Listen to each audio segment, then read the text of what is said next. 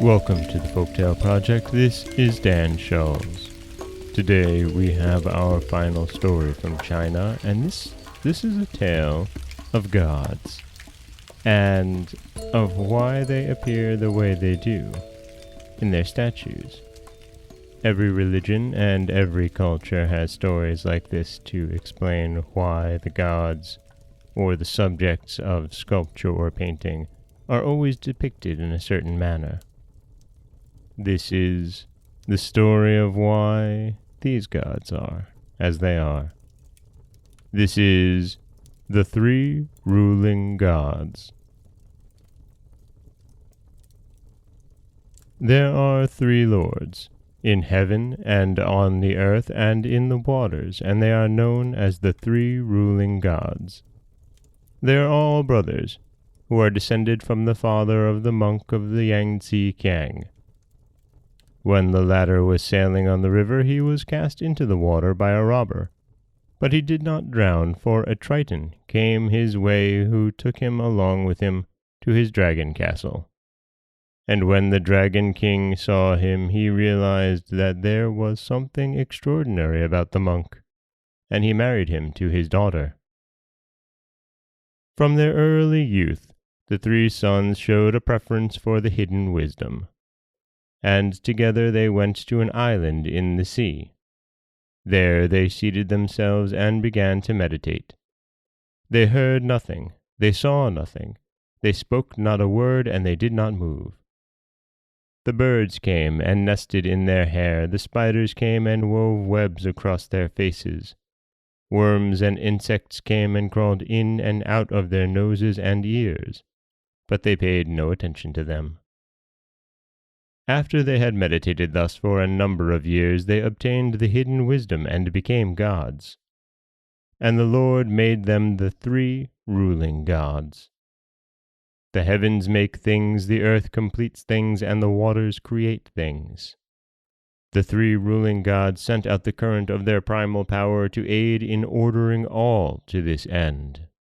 Therefore they are also known as the primal gods, and temples are erected to them all over the earth. If you go into a temple, you will find the three ruling gods all seated on one pedestal. They wear women's hats upon their heads and hold scepters in their hands like kings.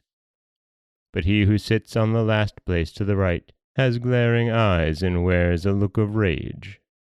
If you ask why this is, you are told, these three were brothers, and the Lord made them the ruling gods. So they talked about the order in which they were to sit. And the youngest said, "Tomorrow morning, before sunrise, we will meet here. Whoever gets here first shall have the seat of honor in the middle.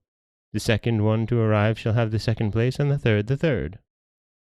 The two older brothers were satisfied. The next morning, very early, the youngest came first, seated himself in the middle place, and became the god of the waters. The middle brother came next, sat down on the left, and became the god of the heavens. Last of all came the oldest brother. When he saw that his brothers were already sitting in their places, he was disgusted, and yet he could not say a word. His face grew red with rage, his eyeballs stood forth from their sockets like bullets, and his veins swelled like bladders. And he seated himself on the right, and became god of the earth. The artisans who make the images of the gods notice this, so they always represent him thus. And that is the three ruling gods from the Chinese fairy book. And again, it's just a simple explanation of why things are the way they are.